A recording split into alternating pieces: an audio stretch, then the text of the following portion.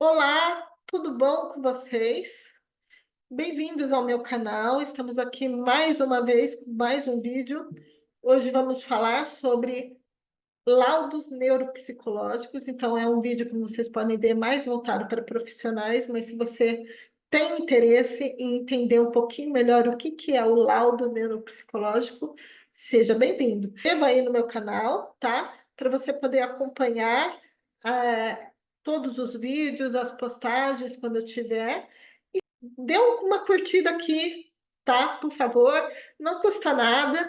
Colabore aqui com essa psicóloga que traz informações para vocês de tempos em tempos. E vamos lá, vamos começar. Laudos neuropsicológicos. O que são os laudos neuropsicológicos, afinal?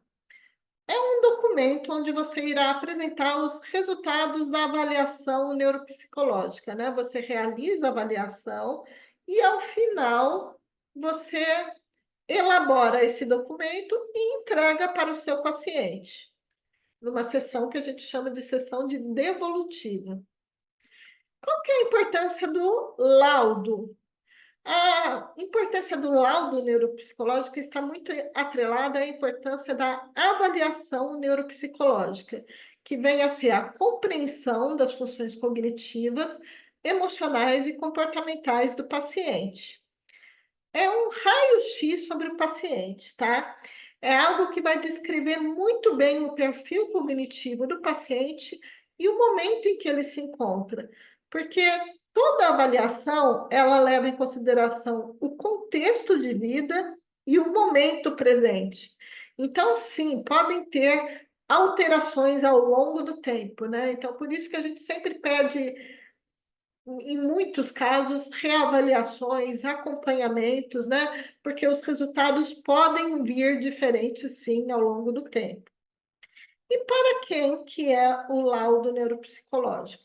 Óbvio que, primeiramente, para o solicitante, né? O nosso paciente. Mas, geralmente, quem faz o encaminhamento são médicos, na maioria das vezes, neurologista, tanto infantil como de adultos, e psiquiatras, mas também podem ter clínicos gerais, pediatras, outras especialidades. Não tão comum mais, só que pode acontecer.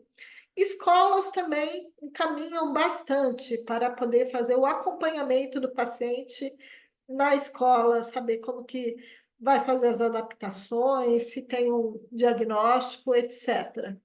E as empresas, um pouco mais incomum, mas também pode acontecer. E qual que é o objetivo de um laudo neuropsicológico? Mais uma vez, o laudo, ele tem um objetivo muito próximo da avaliação, né? Um não existe sem o outro.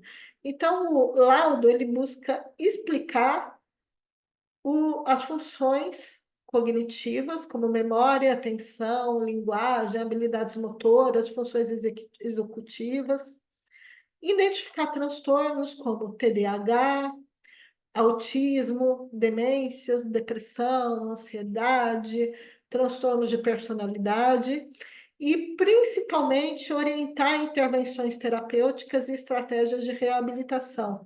Todo laudo deve vir com orientações, tá certo?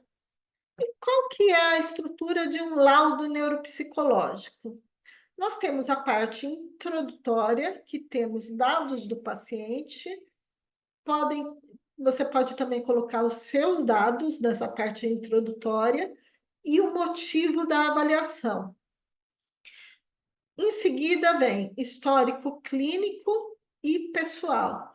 Qual que é a diferença? O histórico clínico é o que a pessoa já buscou de tratamentos, de diagnósticos, de medicações, se ela toma medicamento, se ela não toma, se ela faz algum tratamento nesse momento, tudo isso deve estar no histórico clínico.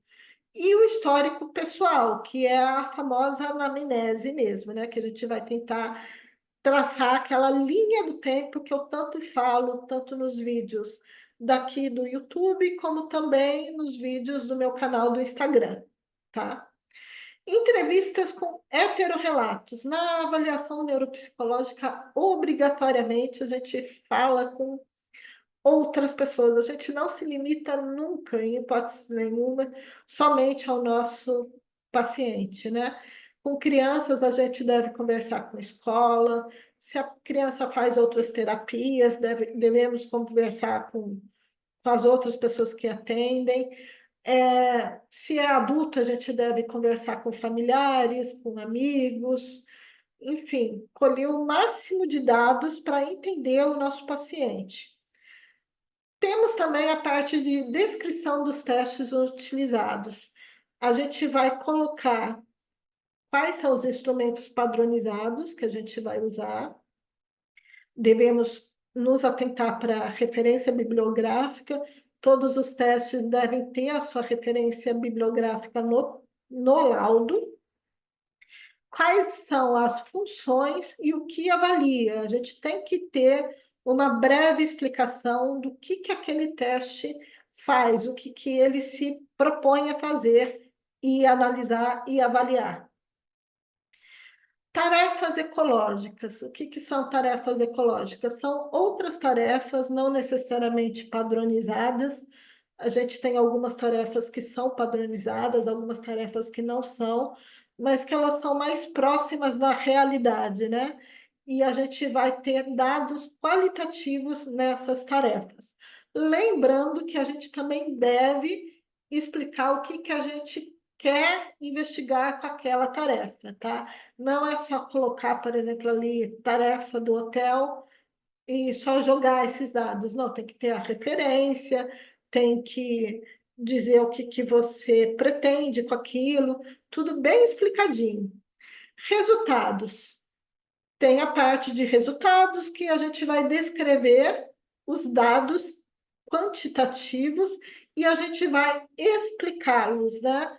Como a gente vai apresentar isso? Podem ser de diversas maneiras, pode ser através de gráficos, pode ser através de tabelas, mas é importante que a gente não se esqueça de dados quantitativos e dados qualitativos. Ambos são muito importantes para o entendimento do caso. Temos a parte de análise, que é onde a gente junta tudo, né? E explica o porquê que a gente chegou a um determinado diagnóstico.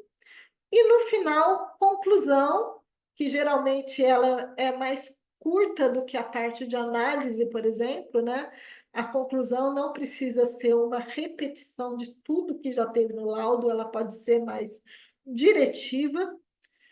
E nós podemos sim colocar os nossos diagnósticos, a gente não precisa ficar preso naquela coisa de hipótese diagnóstica, porque psicólogo pode sim dar diagnósticos em relação ao psicológico, né? A parte emocional, a parte dos transtornos, ao que nos diz respeito, a gente pode sim fechar um diagnóstico. E as recomendações?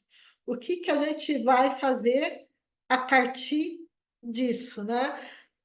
Quais são os passos que a pessoa tem que fazer a partir dali?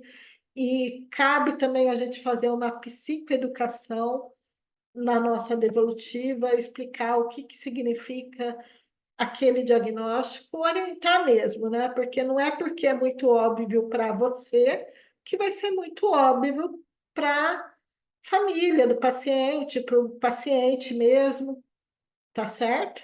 E agora, importância da personalização. Isso aqui é muito importante, tá? Porque assim, primeiramente, a gente sempre pensa, né, que tem uma estrutura. Todo laudo tem sim uma estrutura, né? Que os passos que devem conter toda a avaliação e o laudo, o que deve ter, né? A gente tem um corpo, né? Mas cada laudo deve ser adaptado, né, à realidade do seu paciente, aquilo lá que você investigou, assim como também deve ser adaptado a você, né? Você pode sim colocar a sua cara no seu laudo, né? Fazer o seu laudo da maneira como você acha que é mais fácil para você de apresentar aqueles resultados. Né? Assim, por exemplo, muitas pessoas me perguntam, né? Eu coloco os resultados teste por teste ou por áreas avaliadas? Tanto faz, você que vai escolher, você que vai dar a cara do seu laudo. Precisa de ter todas aquelas informações, mas como você vai apresentar esse laudo, é uma escolha sua. Não existe um modelo único, já que cada pessoa tem necessidades e contextos diferentes. Então, é muito importante da gente pensar que cada laudo é único, tá? Tem o corpo, mas a gente precisa personalizar para o paciente e também para as nossas próprias características pessoais. É muito importante que a gente também faça um planejamento das intervenções pensando em cada um dos pacientes particularmente. Por que que eu estou dizendo isso? É muito comum a gente pegar aquelas orientações prontas, né? E pegar um copia e cola e mandar para todos os pacientes, por exemplo, que você diagnosticou como TDAH. Todo TDAH vai ter que fazer essas orientações. E não é assim, gente. Não é todo TDAH que é igual, não é todo autista que é igual, não é toda pessoa depressiva que é igual. Enfim, você tem que pensar no seu paciente e definir o que o seu paciente precisa, tá certo? O uso de laudo agora em diferentes contextos. A gente pode fazer o laudo para várias situações. Aqui eu mais trabalho são as duas primeiras: contexto clínico, para orientar o tratamento psicológico ou psiquiátrico, tá? Aqui nesse também entra só quando a pessoa busca aquele laudo para ela, para a qualidade de vida dela, mas não necessariamente para uma terapia, tá? Mas às vezes ela quer para o autoconhecimento, tá? Temos também o laudo que serve para o contexto escolar, que é principalmente com o objetivo de dar um apoio para as crianças com dificuldades de aprendizagem e transtornos, auxiliar no processo de inclusão. Temos também os casos do contexto jurídico, em casos de perícias ou aposentadorias por invalidez, enfim, acidente de trabalho, muitas coisas. Não é um tipo de laudo que eu trabalho muito, mas existe. Temos também no contexto corporativo, em avaliações para readaptação ao trabalho, aquelas pessoas que sofreram acidentes, mas que continuam trabalhando, não se aposentaram, né? Quais são as adaptações que a pessoa vai precisar dentro da empresa, né? Então, também não é um tipo que eu costumo trabalhar muito, mas existem todos esses contextos e a gente tem que sempre pensar no nosso paciente na hora de montar o nosso laudo. Não são todos os laudos que serão iguais. Conclusão. É muito importante um laudo bem feito e responsável, né? A gente tem que sempre primar, porque eu sempre falo, tá, para as pessoas que me acompanham e que fazem a supervisão comigo, né? Isso é seu cartão de visita, né? O seu laudo, depois que você entrega para o paciente, ele vai voar aí no mundo, né? Então, muitas pessoas vão conhecer o seu trabalho através do seu laudo. Então, é muito importante que você faça o seu laudo da melhor maneira possível. Se você não tem tanta experiência ainda, busque supervisão. O impacto de uma avaliação neuropsicológica adequada na vida do paciente. O quanto que é importante a gente entregar um trabalho bem feito, com segurança, e mais uma vez eu digo, tá? Ninguém precisa nascer sabendo, tá? Mas a gente tem que buscar sempre se qualificar mais, né?